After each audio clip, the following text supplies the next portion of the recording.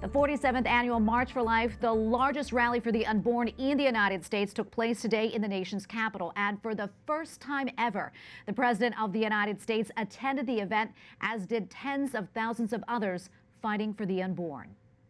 The mission of the March for Life is to make abortion unthinkable by uniting, equipping, and mobilizing people in the public square.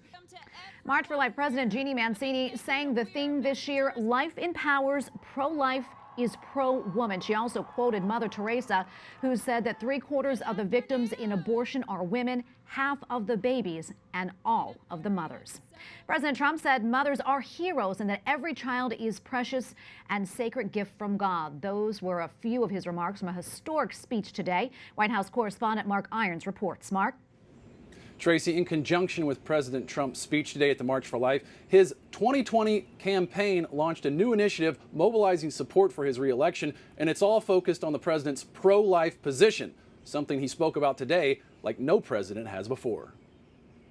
A sight never seen before in the 47 years of this annual pro-life gathering in Washington. It is my profound honor to be the first president in history to attend the March for Life. Along with his historic presence here, the president believes his policies are unmatched. Unborn children have never had a stronger defender in the White House. He mentioned his appointment of conservative judges and pro-life initiatives like the Mexico City policy and the redirection of taxpayer dollars away from abortion clinics. The president was joined by pro-life activists and conservative politicians on stage. It all began with prayer. Year after year, we come together in this beautiful city of Washington, D.C., surrounded by a vast crowd to offer our prayers and bear witness to the sanctity of life.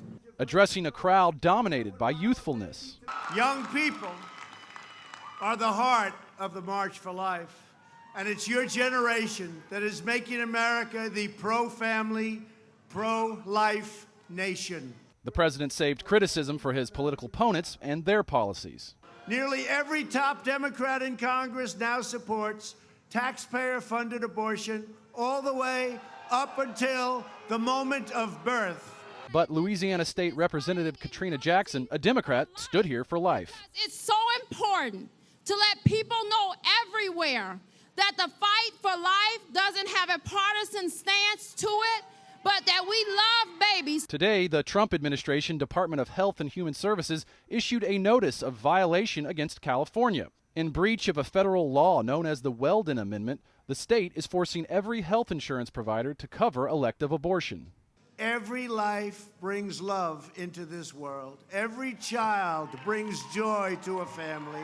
Every person is worth protecting. In stark contrast to the president's message today, we heard from Democratic Senator and White House hopeful Bernie Sanders, who tweeted his pro-abortion message during the march. He said abortion is health care. Tracy. Okay, thank you, Mark.